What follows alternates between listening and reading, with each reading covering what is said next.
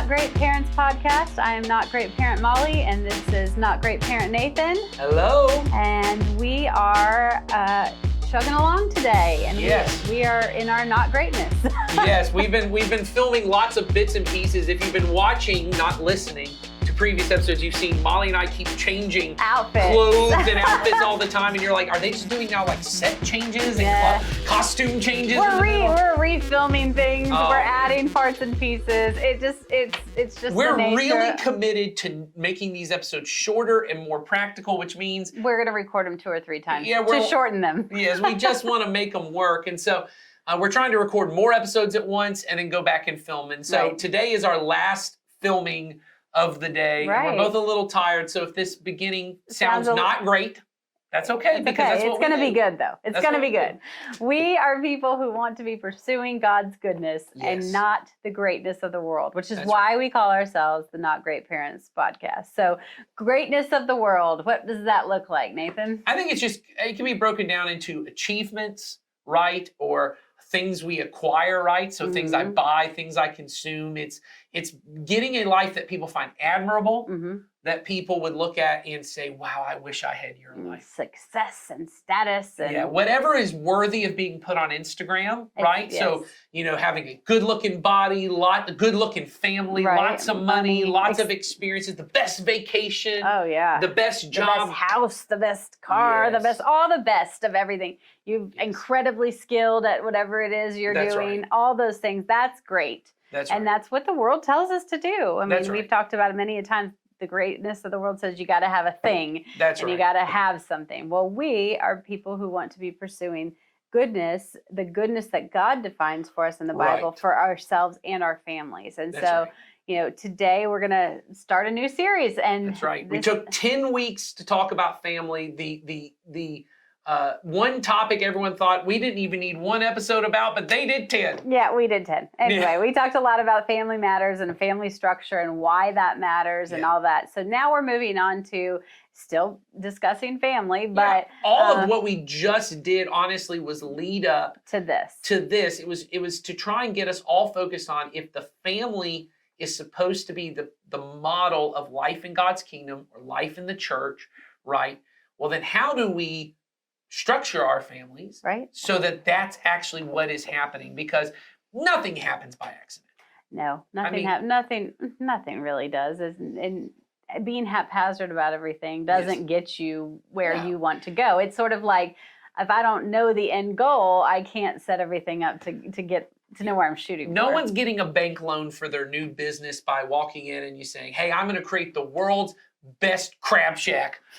Forget about Joe's Crab Shack. Now we've got Bob's Crab Shack. Nathan's Crab Shack. Nathan's Crab Shack. And they say, okay, well, let me see your business plan. I don't have a plan. I just want the money, man. It's just going to happen. I've got the vision. I know what I want it to be. So it's just going to happen. Yeah. You don't allow your student to do that when they come in and, they failed a class and you say, okay, well, how are you going to do better? And they go, I don't know, I'll just try harder. You're like, well, that's not been working. We need a plan, right? Everything that you want to accomplish does have to have some kind of a plan, some kind of a system. If you want the results that if you want to get the accomplishment, get to the results you want, then you have to have some kind of plan. And failing to plan means that, what is that phrase? Failure to plan is a plan to fail or something like that. Something like that. Something cute. Cuter like than we're capable of. Cuter than we are capable of, especially at this point in the day. Yeah. But it is true that if you don't plan ahead, if you don't plan things, your probability of getting where you want to go is completely diminished. It may not, you may get there, but not likely and not in the way in which you wanted to. So we all have plans in our life, or we all have things in our life, whether we realize it or not. And we would call that a rule of life, right? Yeah, that's the way that we're really looking at it in this series. We're going to be around developing a rule of life. And, as Molly was saying, everybody is being constantly formed into a kind of person.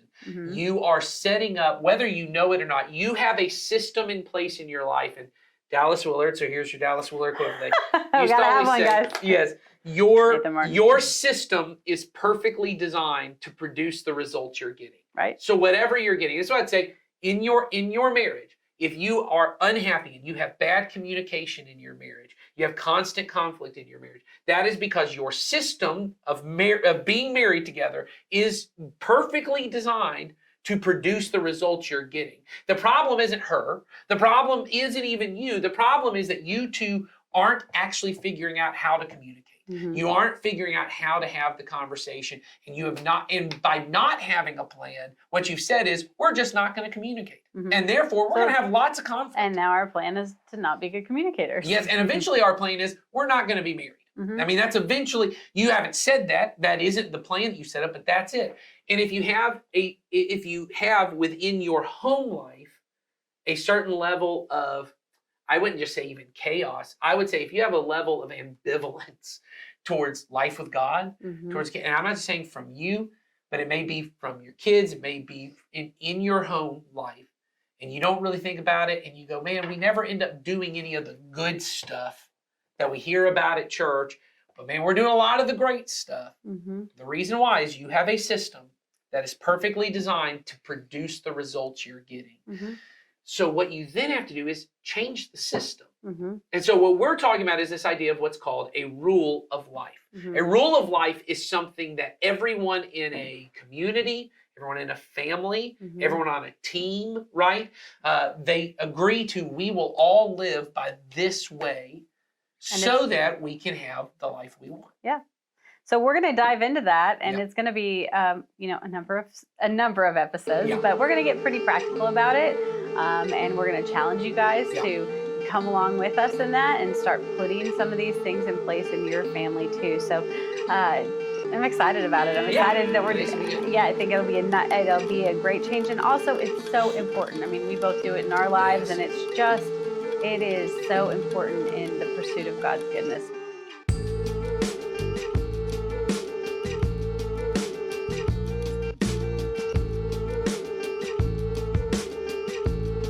All right, so rule of life. Yes. Yes. Not rules. Not rules of life.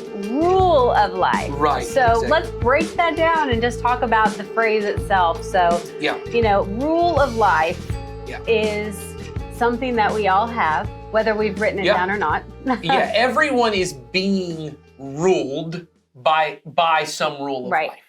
So the word rule itself is really important in this, right?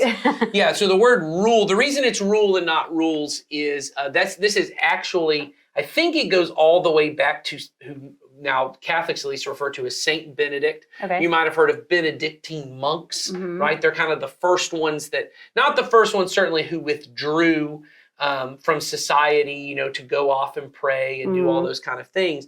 But he was the first one who said, hey, we're going to have a rule of life that everyone in this monastery is going to live by. But the word rule, because he spoke Latin, actually was the word regula, which is where we get our word regulate, mm-hmm. right? Or to kind of manage, mm-hmm. right? But it's also the word regula for them was also the word, it came from the same root word as the word for trellis. Okay, so trellis, which we would think of as something you see in your garden. Yes, or for most people, and this is where I think or in their homes. I was going to say what happens for most people is trellises now are more ornate than they are practical. And so you might have a trellis in your home or even in your garden, but it actually has no practical function. Yes. It's this little, almost like lattice work design that But if you've ever walked into a house that's being built. Correct. A new house that's being built or, any structure, the trellis, the number of, how the trellises are set up is incredibly important. In fact, it's all of the code, the building code,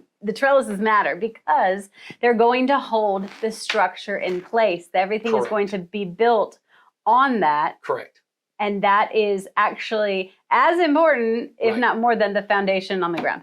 Yeah, we often talk in terms of in our relationships with our kids or even trying to help our kids understand themselves, we almost talk to them in terms of and we say this even in spiritual life, like they're somehow a piece of equipment. And what I mean is we say things like, okay, you got to go out and work, but then you got to have times where you recharge. That's the language. You got to recharge. What we mean is you got to recharge your batteries. You got to get your energy back, and that may be through rest or through play, or you do something that just makes me feel like me again, and then I can go back and work. And and people say that even about church. This is my weekly recharge. I come on Sunday, I plug up, get some of that God energy, and then I go out into the workplace and do everything in my own power. Because now I have the power and I can go be the person I need to be. But Jesus's conversation, well, really his rhetoric around the spiritual life was almost always in terms of a vine and a branch, right? Or some kind of organic thing. Now,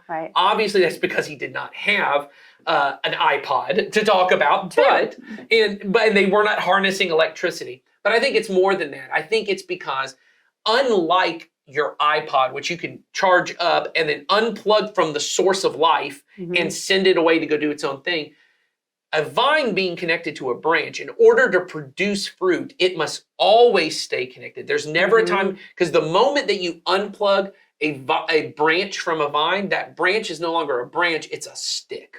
It's dead. It's going to wither up and it's going to die and it will not produce fruit. And that's why even ancient gardeners began to use trellises, because what they realized was, obviously God made grapevines, and I used to grow cucumbers, and if you've ever had a cucumber plant, oh man, it will consume your whole yard. Melon, it'll grow out into the yard.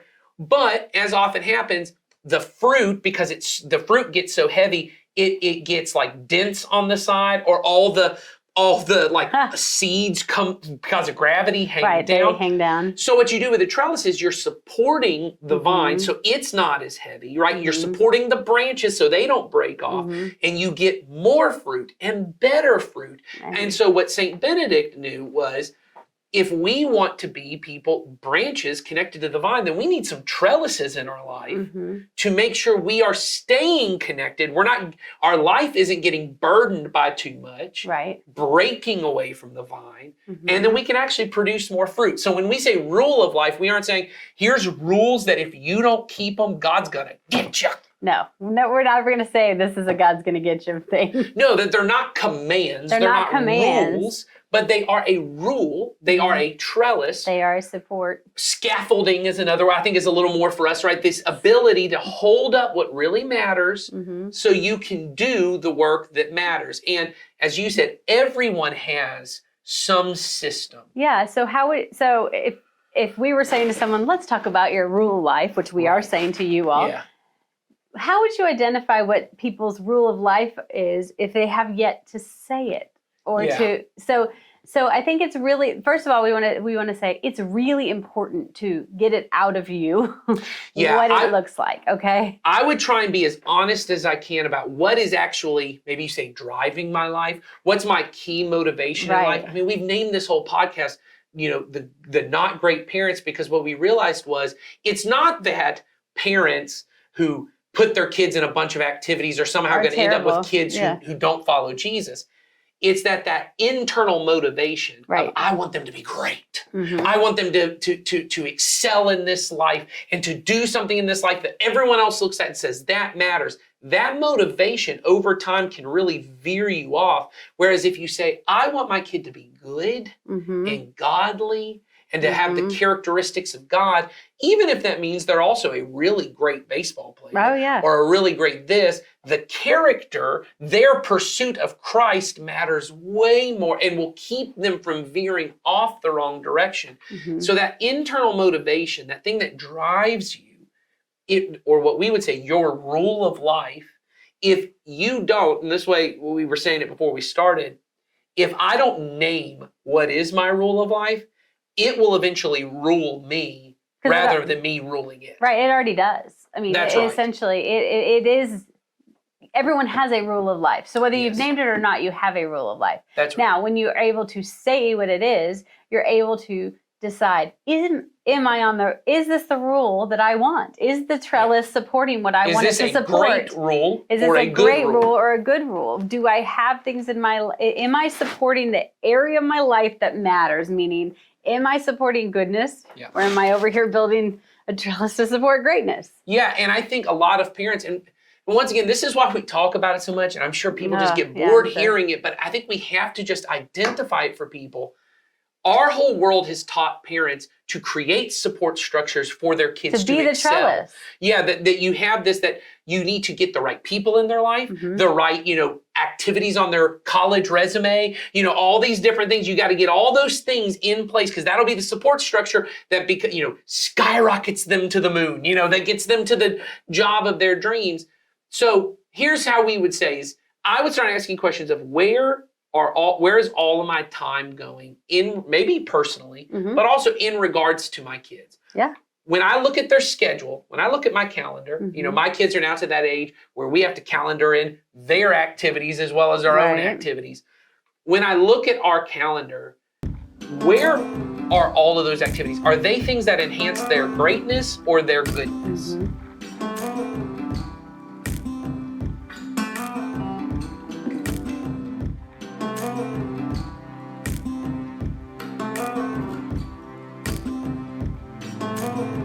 What about your thoughts? Yeah, I think your thoughts are really important, because what is it that you're spending your time thinking about or worrying about? Yeah. What consumes you mentally? Like, that's right. Are you worried about what other people think of you? Yeah. Or are you worried about, once again, with your kid, what they think about your kid? About your kid? Are you worried about how you're gonna get enough money to make something happen? Yes. Or are you worried about, that you're just not putting the right things in place to get your child to where you want them to be? That's right. Those are the things that our mind, that consumes our mind. That also is part of the rule. Yeah, because how often are you sitting, and I'm being honest, are you actually sitting worrying about, and take the word worry out, that's just kind of a colloquial way of saying it, like you concerned about. Not the worry in the way that Jesus said, don't worry, but that you genuinely go to God in prayer about your child's spiritual life, and who are the people who are influencing them towards godliness and those things, or how much of your prayers are, I'm worried about their grades, or I'm worried about if they have enough extracurriculars, or if they're happy enough. I'm worried if they're happy, or I'm worried if they're going to get along with people, and all these things. I mean, those are important. They're fine things. They're fine, but you're worried about their spiritual. We want to be consumed with pushing them toward goodness, and that's different than and those things, achievement. Your worries, your money, your time, they will motivate you to a certain side of goodness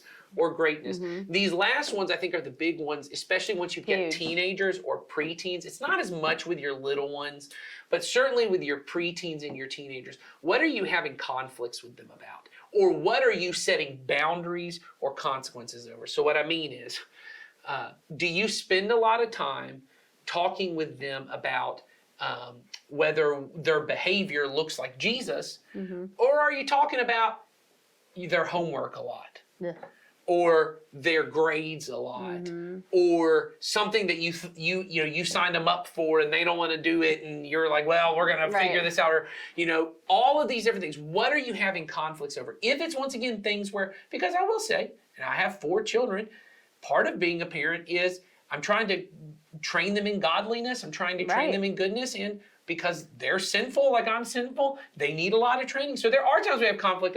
I said to one of my daughters the other day, she and one of her sisters they have tablet time, and they have to, every day they have a little bit of time, and that can be playing a video game, playing the tablet, and they all have to switch devices because we don't have an endless number of devices. We have 4 devices. And they get rotated around. And they get rotated around. Well, they can trade them if they want to. Well, one pair got together and tricked the other one. And I don't even remember the details, but it was a trick of, if you play this, it'll work out the way you want. Well, they lied to her and they got what they wanted. So I just pulled them aside and I said, I'm not gonna make you give it back. I'm not gonna do any of those things. Just know that you. So what you did was a lie. And they said, well, we were just like playing a trick, like a joke. And I said, what happens at the end of every joke? And they said, everyone laughs. I said, is she laughing? And they said, no. I said, no. I said, you tricked to get what you wanted. Even if I said you deceived, you lied, and I said, and both of you have agreed that you want to follow Jesus, which means Jesus gets to be king of everything you do, right? And then one of them said to me, so what am I supposed to do? Just beg her for it? That's awesome. And I said, maybe. I said, or maybe you just ask for it. And she goes, well, then she won't give it to me. I said, then you don't get it this time. I said, because once you take off the table, Right. I don't get to lie or yell at her to get it, which is what Jesus would say you don't do. Now all you're left with is asking. And if she says no, then you don't get it. And you then can learn, I guess I didn't need it every day because I'm going to get it when it's my turn. And once again, that is a conflict because she was upset with me that I'm getting onto her and, all these different things. But am I using it to promote goodness in her? Right. Or am I using it to say, you didn't do your grade again and you're not a B student, you're an A student. Oh, yeah. You're capable of some, all those different kinds of things. And I'm not saying even that's wrong. I'm just saying, where is that going? What's the rule that is guiding the conversations or the times you ground them? What's it over? Is it over the fact that they lied?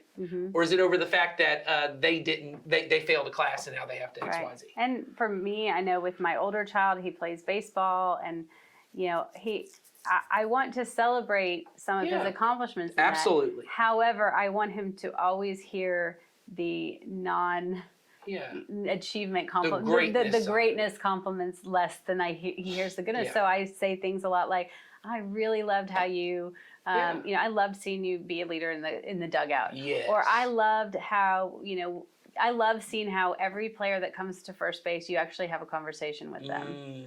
I try to point those things out regularly because at the end of the day, I don't care if he is good at baseball, but I do care how he treats everybody on the field. Well, that's another one I'd like to add then, Molly. You've exposed another one, which is what are you praising your kids for? Once again, I think it's perfectly acceptable in that game to praise in my kid, man, when you hit that double and that's the reason that your team won, and man, I know you worked so hard, or he's a pitcher or whatever, and I know you've really been working hard all season long on your fastball or your curveball, and you knocked it. Like, to praise them, as we said in our previous episode about languages, that he may need that specifics.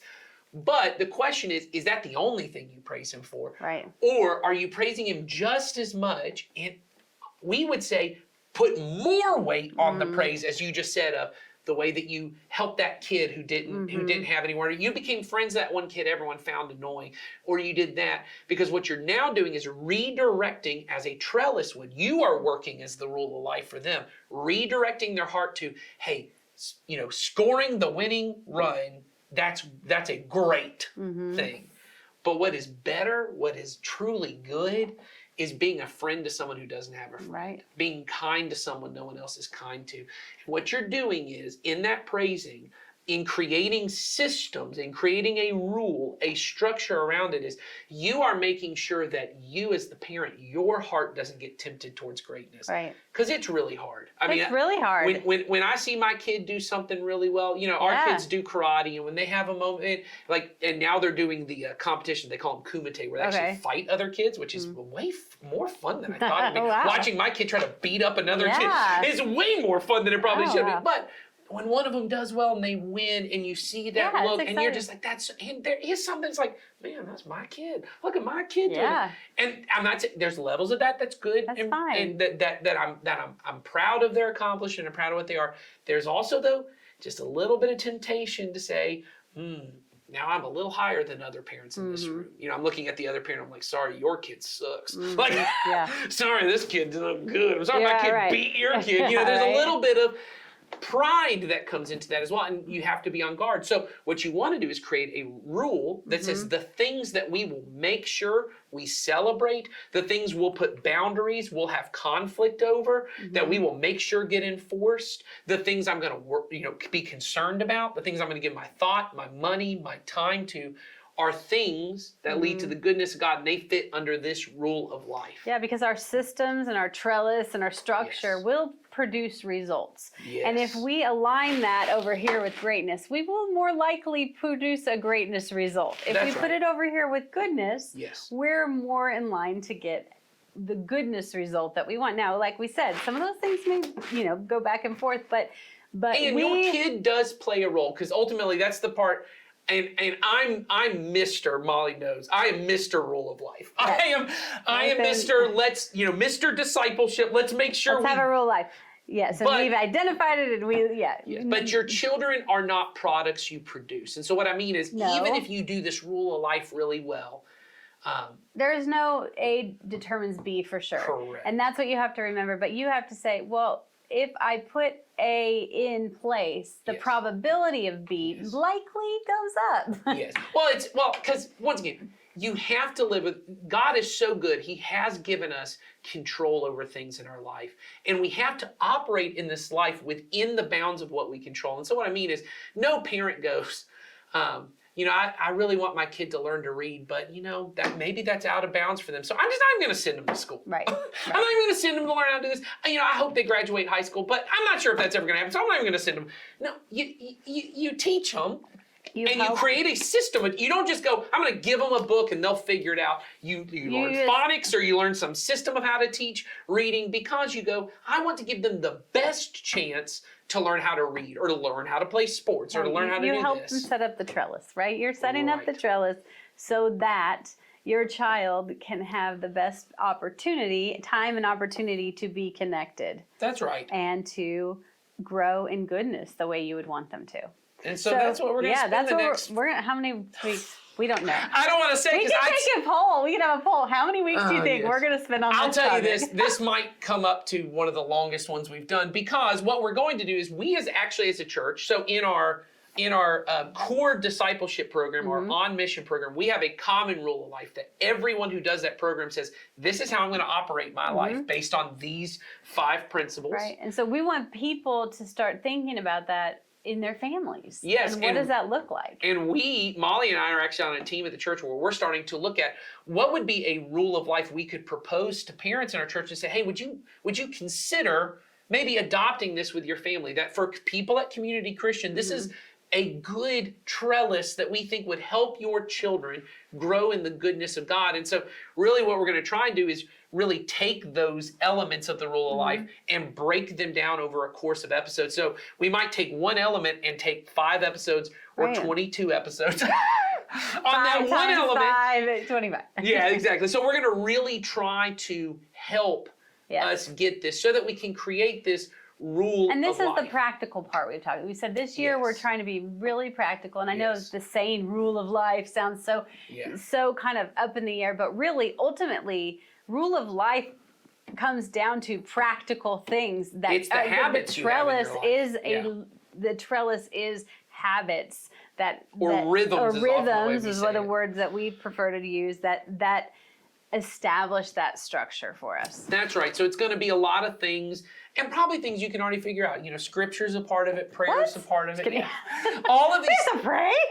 These things that we want our kids, they're rhythms that hopefully you have in your life. And that's really the first part of this, is really before you get it to your kid, or I shouldn't say before, but if you're going to get it to your kid, you have to have it. So you could start it the same day you teach your kid how to do this, but that they see mom does this, dad does this, so I should do too. That we're trying to teach them this is what it looks like to be a follower of Jesus. So things like reading scripture, things like prayer, and then I don't want to give them all away right now, but I know those are the first 2 that we're going to talk about. And it's going to be a key part of what it looks like to help prepare our children for life in God's goodness. And so, feel free to ask questions about all of this. Yeah, send in some questions you might have. We're going to said something that made you want to ask us, what's next, or a question that might pertain to your life, or you might have a comment on this.